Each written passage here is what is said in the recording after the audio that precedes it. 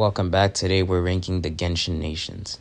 Since the Genshin video's been going crazy on the internet lately, I'm gonna keep milking this game like it's a cow. Let's go.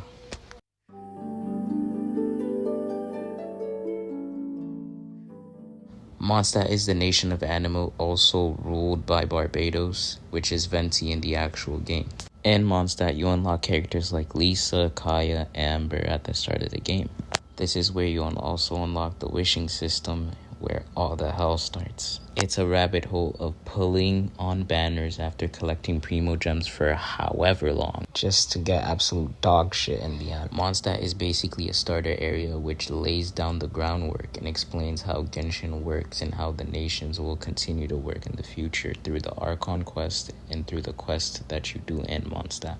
So for a final rating of Mondstadt, I'll give it a 9.1. It is a great way to start a game like Genshin Impact.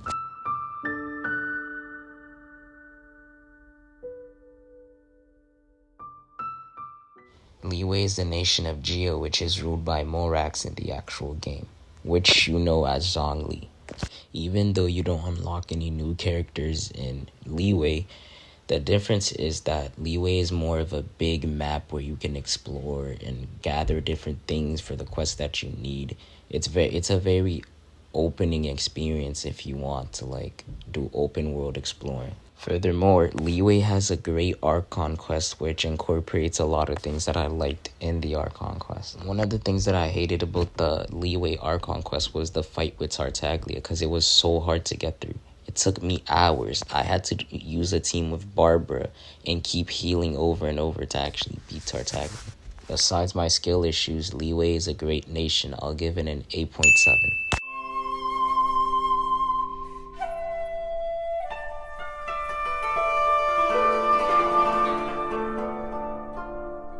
Inazuma is the nation of Electro, ruled by Raiden Shogun. Raiden Shogun is one of the toughest bosses in the game.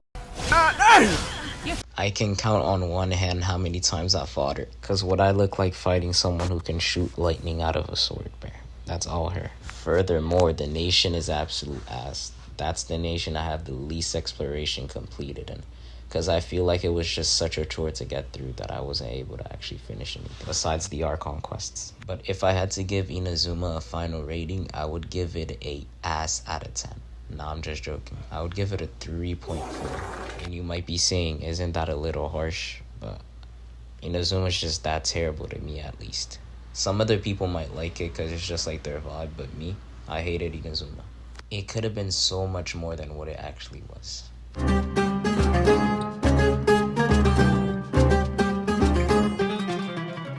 Sumeru is ruled by the Dendro Archon, Nahida. Sumeru as a nation is not even that bad. I feel like it's an upgrade from Inazuma.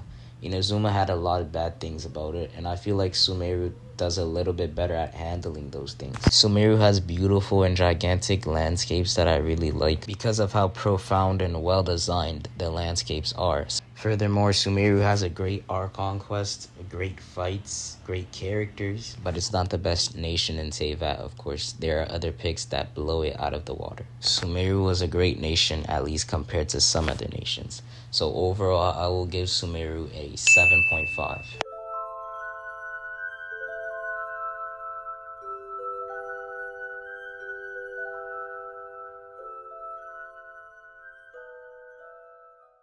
How do I start this? Fontaine is one of the best nations in Teyvat, no debate. The Archon quest, the characters, everything was just so amazing. The fights, the designs, the animations. I feel like Fontaine is one of the nations that Genshin Impact did right. Some of the features that the Fontaine update brought into the game was the fact that you could swim underwater with your characters. Fishing was also added to the game, if I'm not mistaken. Plus Farina, one of the best Archons in the game, no debate. She could walk on water. I'm telling you, when I saw that, I was genuinely surprised. She really thinks she's a savior. That shit frying me. But anyways, Nouvelette had one of the best designs in the game. Do you peep my nonchalant prince? That's the GOAT. So because Fontaine is one of the best nations in Teyvat, I'll give it a 9.6.